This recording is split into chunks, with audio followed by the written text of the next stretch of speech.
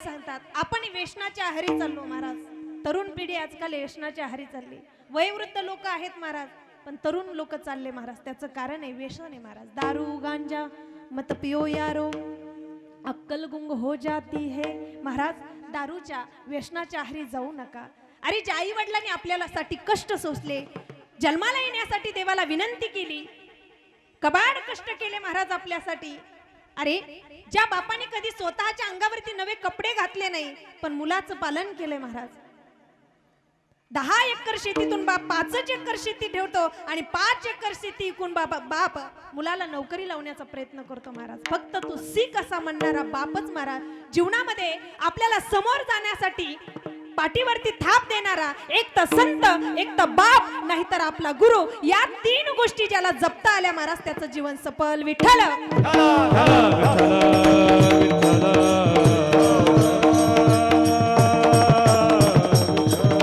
म्हणून महाराज म्हणतात तुम्ही व्यसनाच्या आहारी जाऊ नका. रोडवरती हवेवरती आपण पाहतो महाराज कित्येक तरी लोकांचे ऍक्सिडेंट होतात महाराज.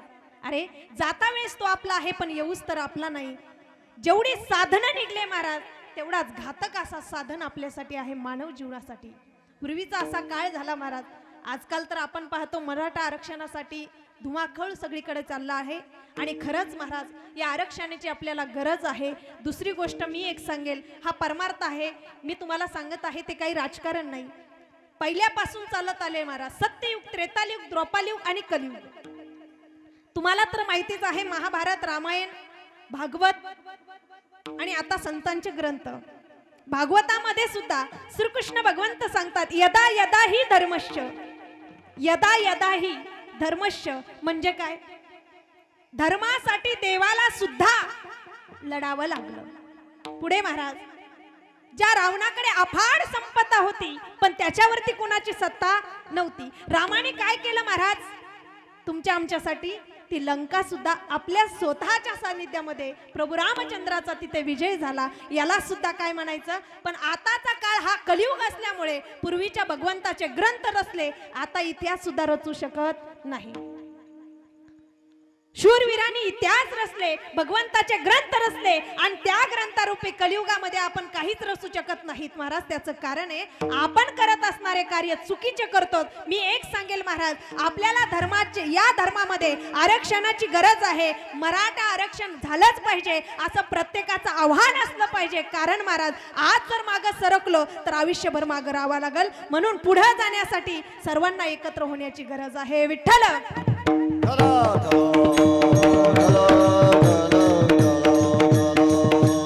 म्हणून महाराज सांगतात तिन्ही युगापासून चालत असलेलं हे स्वतःच्या धर्मासाठी प्रत्येकासाठी लढाई ही तिन्ही धर्मापासून चालत आली, तिन्ही युगापासून चालत आली. कलियुगात झाली म्हणून काय महाराज नवीन नाही. म्हणून छत्रपती शिवाजी महाराजांनी तुमच्या आमच्या या हिंदू धर्मासाठी महाराज अनेक छत्रपती शिवाजी महाराजांच्या सानिध्यात असणारे तानाजी मालुसरे असतील, अनेक लढाई युद्ध असतील, त्यांनी स्वतःचा प्राण गमावला महाराज. हे कारण फक्त धर्म आहे महाराज. धर्म जागो सदैवाचा बाबा सोहम परोपकारी. परोपकार करत असताना धर्मासाठी काहीतरी केलं पाहिजे, हे छत्रपती शिवाजी महाराजांची शिकवण आहे.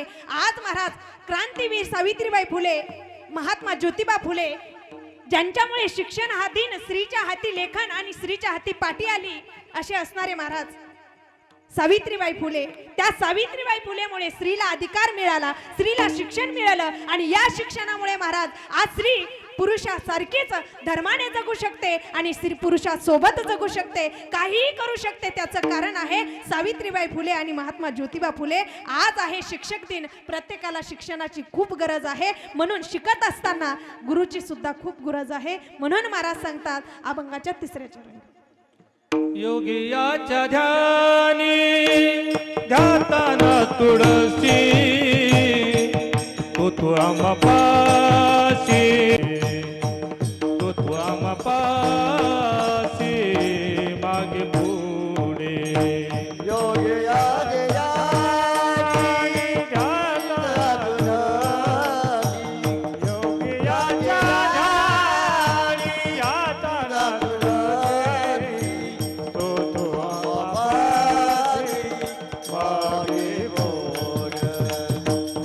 Bye.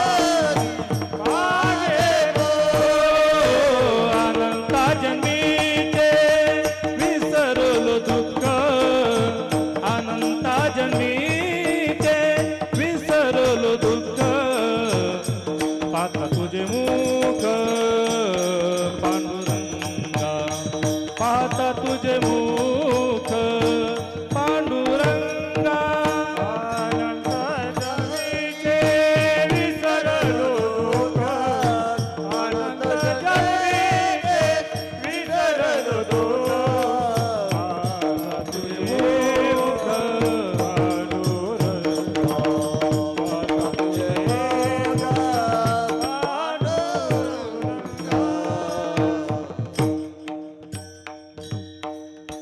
महाराज म्हणता योगियाच्या ध्यानी धाता ना तुडेसी जो तू आम्हापासी मागे पुढे. देवा योग्यांच्या ध्यानात असणारा देव धाता ना तुडेसी आणि जो तू आम्हापासी मागे पुढे. तू मागे पुढे उभा राहून सांभाळ करणारा असा देव आहे. म्हणून त्या देवाला मी विनंती करत आहे किंवा त्या देवाचं मी दर्शन घेतल्यानंतर त्या देवाला पाहिल्यानंतर नामदेवराय सांगतात नामा म्हणे जिवे करीन लिंबलोन. देवा मी तुला अंतकरणातून सांगत आहे. आपण संतांसारखं अंतकरणातून देवाला बोलू शकत नाहीत महाराज. आपण पंढरपूरची वारी करू शकतो महाराज, पण संतांसारखी नाही. आपण देवाकडे जाऊ शकतो पण संतांसारखं नाही महाराज. कारण की संतांना जे सुख मिळालंय ते आपल्याला आणखीन सुख मिळालं नाही. मग तुम्ही म्हणाल ताई संतांना कशा प्रकारे सुख मिळालं? आपल्याला मिळत नाही महाराज.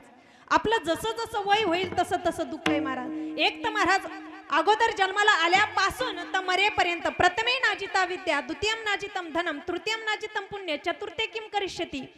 महाराज प्रथम अवस्थेमध्ये माणूस वयामध्ये काय लागलेलं असतं पाठीमागे? विद्या. दुसऱ्या अवस्थेमध्ये धन, तिसऱ्या अवस्थेमध्ये पुण्य करायला लागतो की चौथा आयुष्य लागतं महाराज. पण चौथ्या आयुष्यामध्ये नाक कान डोळे गळू लागतात आणि मग आपण भगवंताच्या भजनाला लागतो महाराज. एक तर आपल्याला श्रवण होत नाही, मननही होत नाही आणि पायाने भगवंताची वारी ही व्यवस्थित होत नाही. मग मना तुम्ही सांगा ताई आम्हाला तुम्ही देवाचं भजन करायला सांगतात, मग तरुण अवस्थेत जर आम्ही देवाचं भजन केलं तर पैसा कधी कमवायचा?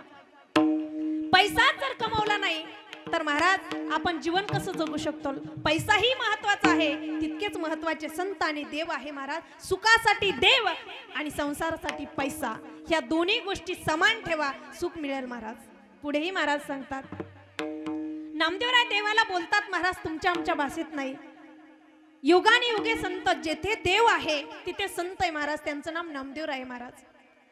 जितके युग देवा, जितके अवतार जे झाले अवतार तुका त्याचे बरोबर तुका त्याचे बरोबर तुका त्याचे बरोबर. जे झाले अवतार तुका त्याचे बरोबर तुका त्याचे बरोबर तुका त्याचे बरोबर.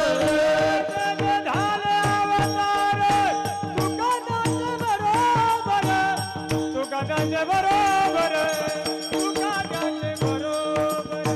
जे जे झाले अवतार तुका त्याचे बरोबर जे झाले अवतार तुका त्याचे बरोबर. जितके अवतार देवाचे झाले तितके अवतारात संत देवासोबत आहेत महाराज. म्हणून आपल्याला संतांची प्राप्ती महत्वाची महाराज. निस्ता देव नाही महाराज, तर देवासोबत संत आणि संतांसोबत देव आहे महाराज.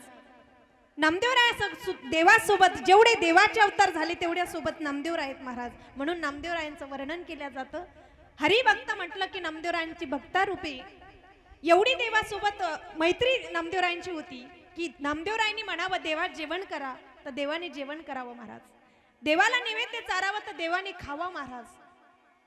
हे नामदेवरायांचं आणि देवाचं नातं आहे महाराज. जोडले से नाते पांडुरंगा. काय नातं असं महाराज नामदेवरायांचं की नामदेवरायांनी देवाला हाक मारावी आणि देव विटेवरती उभा राहावं. नामदेवरायांनी देवाला हाक मारावी महाराज तर देवाने संकटात धावून यावं महाराज. हाके सरशी उडी, देवाने तिथं यावं महाराज. हा संतांचा अधिकार आहे महाराज. द्रौपदीच्या रक्षणासाठी देव आलाय महाराज असा तसा, पण देवासाठी द्रौपदीनं काय केलं होतं? अनेक परीक्षा घेतल्या महाराज. ज्यावेळेस महाराज अग्निकुंडामध्ये स्त्रीला अग्नी ही अगोदर प्राप्ती असते महाराज. स्त्रीला पोळलं तरी जास्त काही लवकर त्रास होत नाही, कारण की ती अग्नीची देवता आहे. आजही महाराज स्त्री तापली की महाराज लोक म्हणतात ना आमची बायको गरम झाली, कारण की तिच्यातच अग्नी आहे. आमची बायको गरम झाली. कोणाची बायको गरम होत नाही महाराज, प्रत्येकाची होती महाराज. आबा बाबा बायको मोठी मुसळ घेऊन लागली पाठी. अहो आमची बायको मुसळ घेऊन आमच्या पाठी माग लागली. कोणती बायको? माया रूपी बायको. प्रत्येकाला महाराज तिथपर्यंत जाऊ देत नाही. शरीर रूपी बायको तर जाऊ देतच नाही, पण महाराज माया रूपी बायको सुद्धा आम्हाला तिथपर्यंत जाऊ देत नाही. तुकोबराय सुद्धा सांगतात तेव्हा माझी बायको नसली येऊ देत तरी बी तुकोबराय सांगतात सासू रूपी बायको, सासू रूपी धर्मपत्नी, सासू रूपी व्याचक रूपी स्त्री मला तिथपर्यंत येऊ देत नाही. प्रभातीची वाटे तुमच्या यावे दर्शनासी, येथे न चले चोरी उरली राहे वासना. देवा इथं चोरी चालत नाही, फक्त वासना उरली राहिली आहे. नाहीतर सकाळीच तुमच्या दर्शनाला या वाटतं. प्रत्येकाला वाटतं सप्त्यामध्ये सकाळीच काकड्याला जावं, पण झोप म्हणजेच माया महाराज, संसार म्हणजेच माया महाराज. ही काय करतो आपल्याला एकदम गुंढाळून घेतो. म्हणून महाराज सांगतात तुम्ही काय करा, हरीचं भजन करा. हरी हरी तुम्ही मनारे सकळ आणि तेने माया जाळ तुटतील. माया जाळ तोडण्यासाठी महाराज, माया म्हणजेच महाराज स्त्री, माया म्हणजेच महाराज परमार्थ रूपी माया तुमच्या आमच्या जवळ घेण्यासाठी महाराज संतांनी काय केलं? देवालाच आई केलं महाराज. मातेची अवस्था काय जाणे बाळ आणि तिची तू सकळ चिंता त्याशी. आई आमचा भगवंत आहे महाराज. विठ्ठल माझी माता, विठ्ठल माझा पिता आणि बहीण बंधू चुलता विठ्ठल माझा. सगळंच काय देव आहे महाराज माझा. आई सुद्धा तीच आहे आणि बाप सुद्धा तोच आहे महाराज. जगी ऐसा बाप व्हावा ज्यांचा वंश मुक्ती सजावा. आमचा बाप विठेवरती उभा आहे आणि त्यांचा वंश समोर जाण्यासाठी संत सांगतात आम्ही हरीचं भजन करणार आहोत. विठ्ठल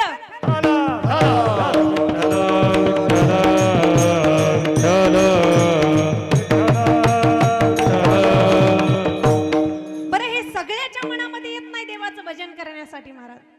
थोडंसं आयुष्य राहिल्यानंतर देव आठवतो महाराज. का? त्यावेळेस फक्त दुःख आणि दुःखच असतं महाराज. घरामध्ये कुणी सांभाळत नाही आणि घरामध्ये ज्यावेळेस आपल्याला कुणी सांभाळत नाही त्याचं कारणच महाराज आपला स्वभाव आहे. म्हणून मी सांगल म्हातारपणाला नाही कष्ट करता आले तरी चालेल, फक्त हरीचं भजन केलं पाहिजे. जास्त त्रास कोणालाच होणार नाही महाराज. संसारात सगळ्यात मोठा त्रास आहे म्हातारपणी झालेला त्रास महाराज. जोपर्यंत हात पाय चालतात तोपर्यंत कुणीच त्रास देत नाही, पण म्हातारपणी झालेला त्रास एक तर कोणाला सांगता येत नाही आणि कोणाला दाखवता सुद्धा येत नाही. म्हणून मी सांगल त्या अवस्थेत तुम्ही फक्त देवाचं भजन करा, बाकी काहीच करण्याची गरज नाही. हरिपाठ कीर्ती मुखे जरी गाय आणि पवित्राची होय देह त्याचा. तुम्ही निधान 28 अभंगाचा ग्रंथ तर वाचू शकतात ना. अरे चांगदेव 65 सारखे ग्रंथ, ज्ञानेश्वरी सारखा ग्रंथ असताना ज्ञानोबरायांनी सामान्य जीवाचा विचार केला आणि 28 अभंगाचा ग्रंथ रचला महाराज. कोणासाठी हो? हरी बोला उठता, हरी बोला बैसता, अरे हसता खेळता हरी बोला, उठता बसता तुम्ही हरिपाठ करू शकता महाराज. त्याच्यासाठी ज्ञानोबरायांनी सामान्य जीवाचा विचार केला महाराज. काय असतील ते संत की प्रत्येक जीवाचा उद्धार करण्यासाठी संतांनी अनेक प्रकारचे कष्ट सोसले महाराज. तुकोबरायांनी स्वतःचा संसार पणावरती लावला आणि तुकोबरायांनी स्वतःच्या घरातला अन्न सुद्धा जगाला दिलं महाराज. आपण तुकोबरायासारखे नाही होऊ शकत महाराज. संसाराच्या नावे घालोनिया शून्य, संसाराच्या नावे घालोनिया शून्य. ओहो संसाराच्या नावे घालोनिया शून्य, संसाराच्या नावे घालोनिया शून्य.